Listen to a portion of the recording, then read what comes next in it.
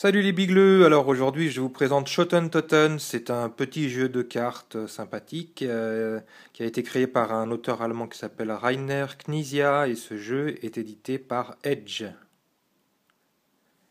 Alors dans cette petite boîte il y a trois sortes de cartes, il y a d'abord des cartes vert très claires, elles sont 9, on les appelle les cartes bornes. Il y a ensuite un gros paquet de cartes numérotées de 1 à 9 dans 6 couleurs différentes. Et il y a un paquet avec des cartes spéciales qu'on va mettre de côté puisqu'on ne va pas en parler dans cette version du jeu. Je vais juste vous présenter la version de base. Une fois que les cartes bornes sont placées côte à côte, ça forme une frontière entre les deux joueurs qui vont s'affronter pour réussir à remporter les bornes. Pour les conditions de victoire pour une partie, il faut remporter 3 bornes côte à côte ou 5 bornes n'importe où sur la frontière. Alors vous voyez tout de suite que c'est un jeu qui prend de la place, puisqu'en plus de ces cartes bornes, on va poser en face de chaque borne les cartes de couleur et essayer de faire des combinaisons plus fortes que son adversaire. Donc prévoyez, si vous jouez à ce jeu, de jouer sur une table où vous avez de la place pour vous étaler.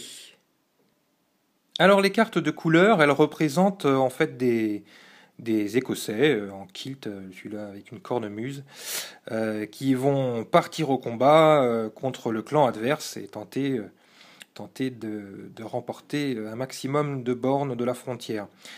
Les cartes sont donc de 6 couleurs différentes qui, à mon goût, sont pas très bien choisies. Les couleurs sont violet, bleu, rouge, orange, vert foncé et vert clair.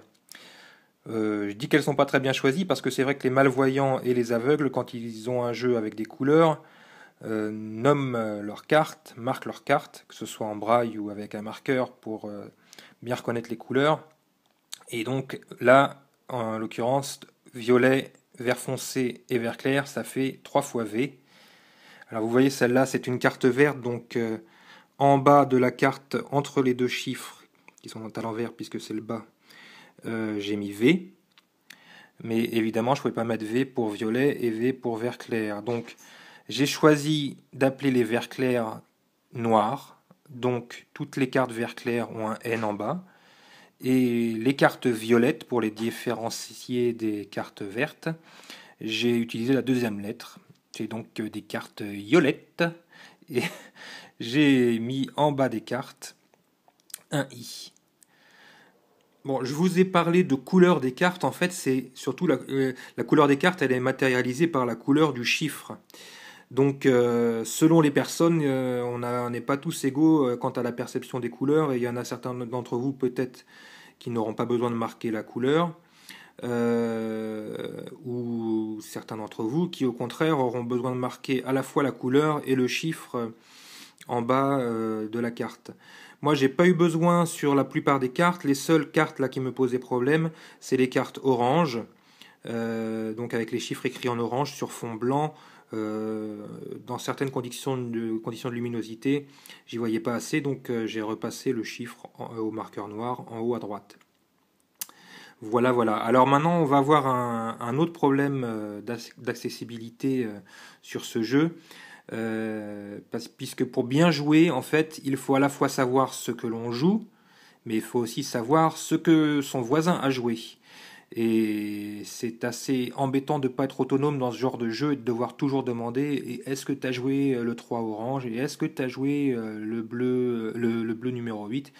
Donc je vais vous montrer maintenant comment on joue et comment on doit adapter le jeu pour que ce soit jouable.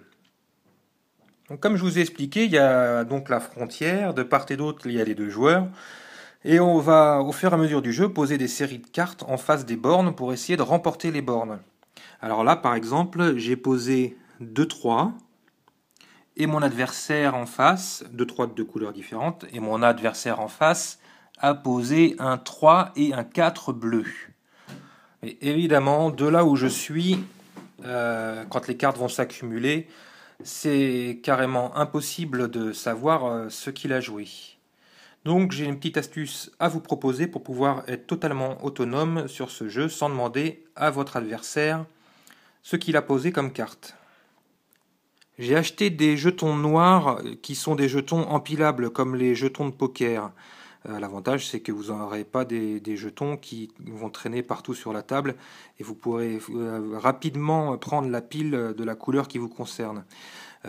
J'ai mis sur chaque jeton une gommette de la couleur concernée, car si vous jouez avec une personne qui n'a pas de problème avec les couleurs, ça lui prendra pas beaucoup de temps du coup à empiler les jetons au début de la partie.